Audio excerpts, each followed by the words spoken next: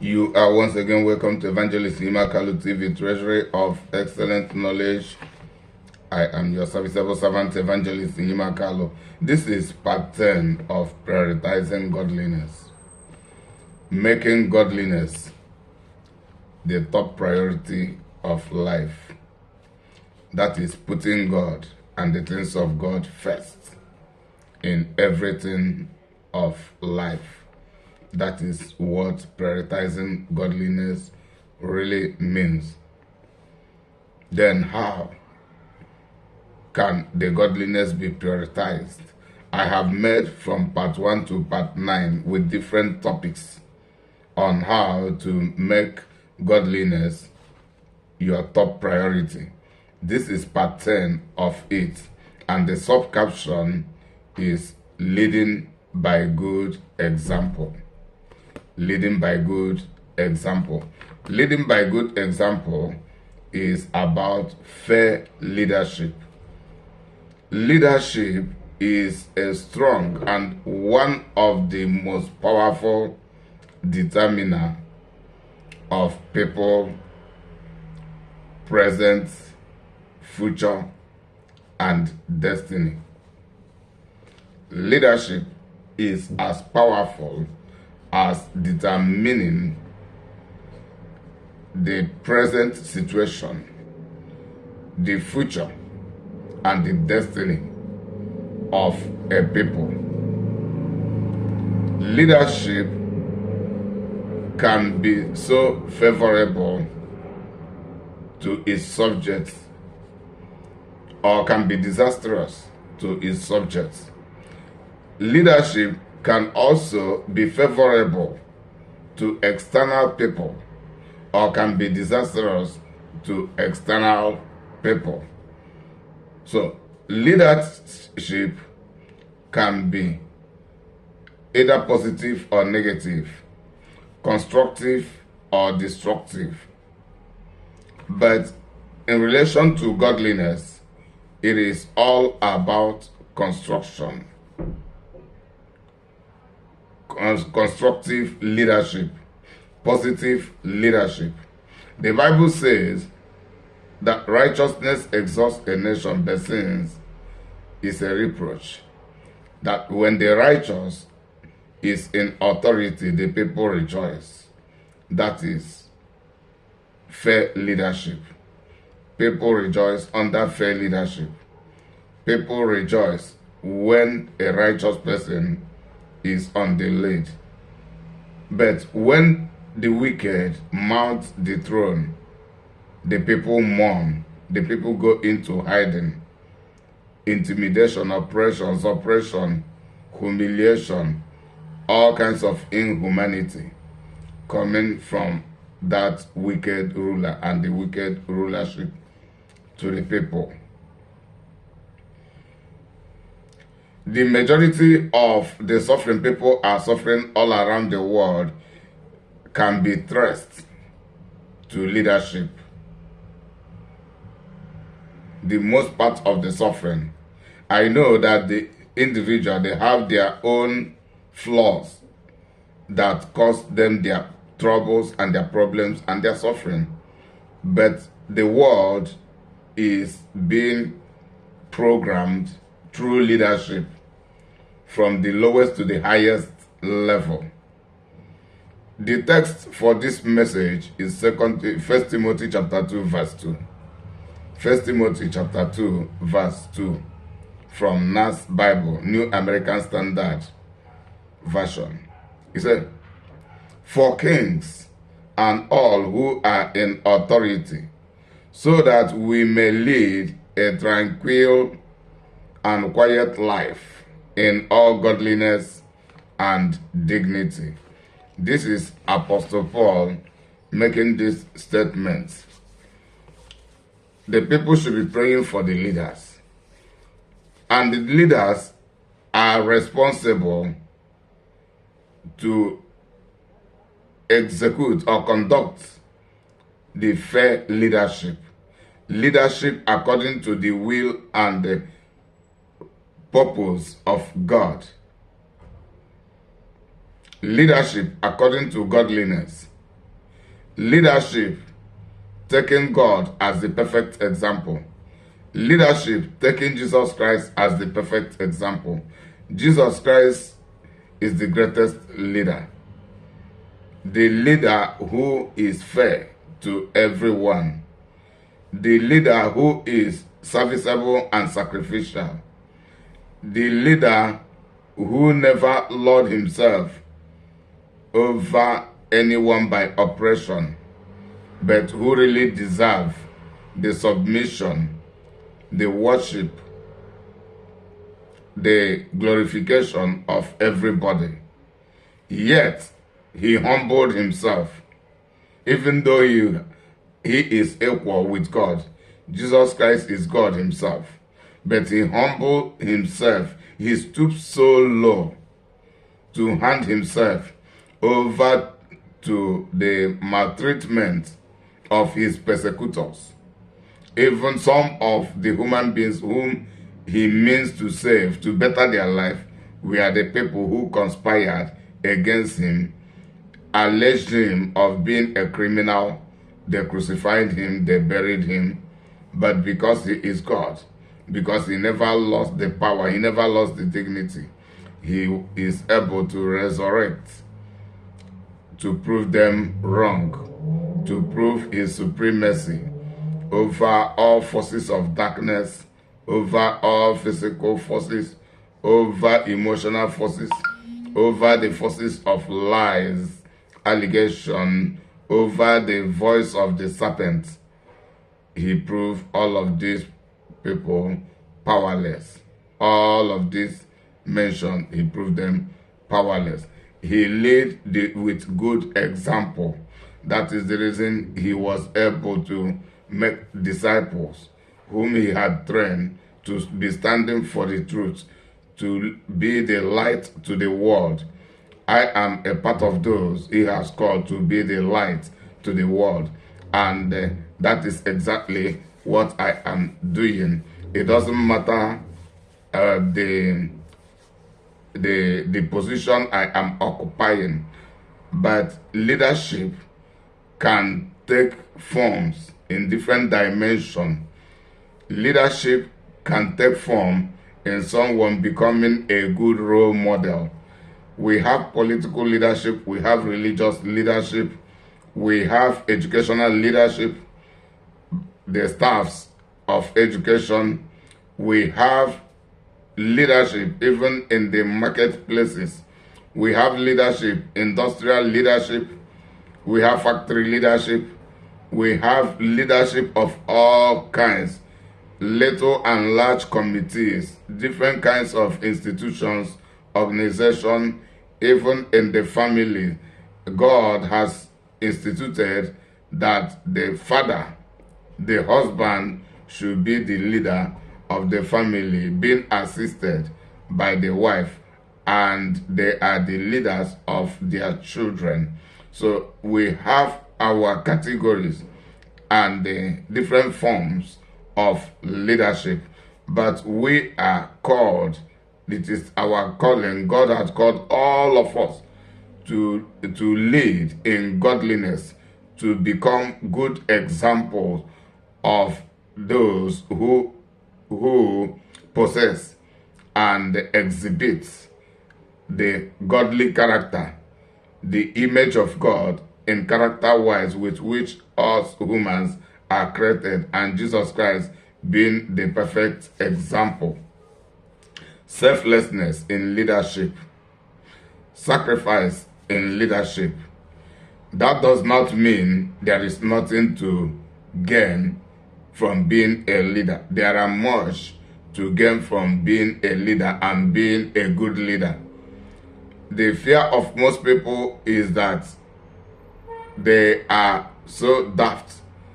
They are not visionary. They cannot envisage the power of being positive leaders and the benefits of being positive leaders. Why many people are not able to live well is because they are afraid of being used. If they are if they are free and fair, if they are selfless in their leadership, they fear that it may happen that they can only serve the people and serve God without having anything to benefit out of it. So they want to benefit things, they want to amass wealth, they want to they want to use others to build themselves. They become selfish. Then people's greediness is one of the reasons they are so selfish with leadership. Some people, it is just because of their pride. There are people who like commanding and controlling. So out of their arrogant pride, when such people are given any kind of leadership, they want to suppress others. Around the world, the reason of colonization is that mentality of dominance. Dominance, dominant imperialism, mentality of imperialism is the foundation of all colonization. And in Africa, it happens that what make Africa not to progress so effectively is the mindset, the leadership mindset of us, the Africans. An average African believe that being a leader simply means that others under you are your slave. That is a mindset of an average African. In relation to a leadership, an average African, I mean even the African political leaders, most of the African religious leaders, most of African leaders in different institutions, that is the mindset, and that is the reason the Africans are not progressing in leadership. There is no perfect leadership anywhere, but the one of Africa is the worst. An average African had that mindset that being a leader means that the subjects and all other people are the slaves and you are the slave masters.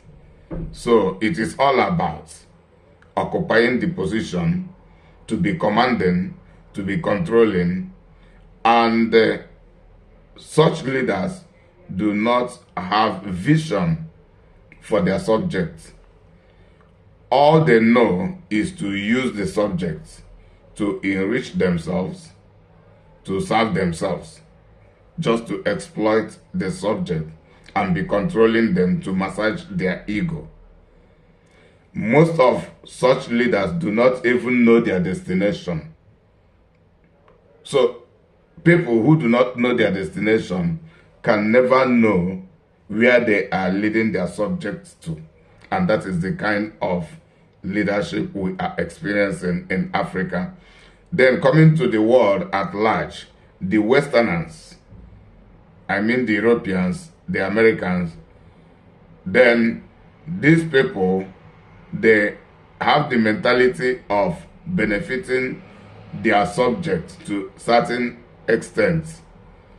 Yet they still have that imperialistic mentality. They always want to be in control, to be commanding, and that is the reason they created what they call social engineering, to be controlling the people, their subjects. And they created what they call systemic programming, to program the people, to blockade the people in different ways. And in the process, they have the group they call the globalists. It is all about selfish leadership, which is contrary to the will and purpose of God. God has orchestrated leadership from the creation, starting from Adam to lead Eve, and the commissioning Adam to lead the rest of the creature and to be the leader, the first leader of human beings from stage to stage, God leading them. So leadership had been something of time immemorial. It is about power struggle that made Lucifer to lose his position in heaven with his co-angel who joined him to try to overthrow God. So leadership is a very, very pivotal factor to determining the affairs of humanity. In prioritizing godliness by fair leadership and leading by good example, it is imperative that we have the mind of God, the mind of Christ in us. And that mind of Christ is a mind of selflessness, to realizing that leadership is about serving the people for the well-being of the people and giving account and accounting to God. Accounting to God. Leadership is a means of worship.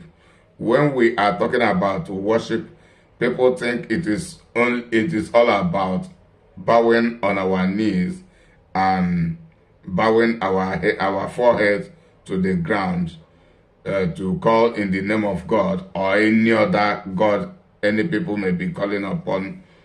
But everything God has committed to us is about worshiping Him. So we are to worship God with fair, selfless, and serviceable leadership. Leadership for the well-being of the people and for keeping our covenant relationship with God pure and intact. May God bless you. This book, Understanding and Executing Righteousness, it has a topic of leadership, fair leadership in it. This is the first version, the first edition of the book, while the second edition is in process. And by the grace of God, the second edition will be available before the end of January 2026.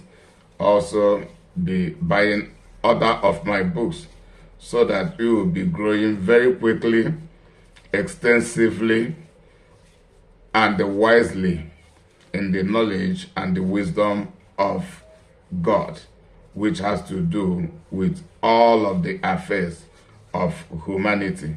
So I am here as God's servant whom God has called to educate humanity.